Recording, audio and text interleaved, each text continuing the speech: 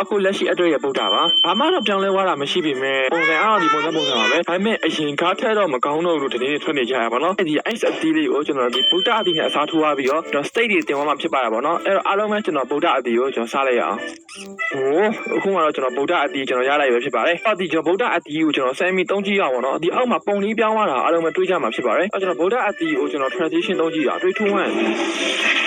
ဒီတိုင်းပါပဲပုံစံကတော့ဘာမှတော့အဲ့လိုပြောင်းသွားတယ်မှာမပေါ့ဘူးပေါ့နော်အဲ့တော့ကျွန်တော်ရဲ့အိမ်ကိုကျွန်တော်ပြန်သွားရအောင် okay guys ကျွန်တော်ရဲ့ဒီ main နေရာကိုကျွန်တော်ပြန်ရောက်ခဲ့ပြီဖြစ်ပါတယ်အဲ့တော့ဒီဗုဒ္ဓအကြီးကိုကျွန်တော်ဒီနေ့ကတော့ mystery 200ပြည့်ကျွန်တော်ပြီးအောင်အားလုံးထိုင်ပြီးဖောင်းမှာဖြစ်ပါတော့ဗောနော်တဲ့ဒါကတော့ကျွန်တော်လက်ရှိဗုဒ္ဓကြီးပါအရင် face ကလည်းဘာမှမဆိုတာရှိရင်ကောင်းမှရေးခဲ့ကြပါဒါပေမဲ့ကျွန်တော်တီးတဲ့လောက်တော့ကွာသွားတာလေဒီမှာဗျာကျွန်တော်ဒီလိုမျိုးထိုးမယ်ဆိုရင်ဗျာဒီ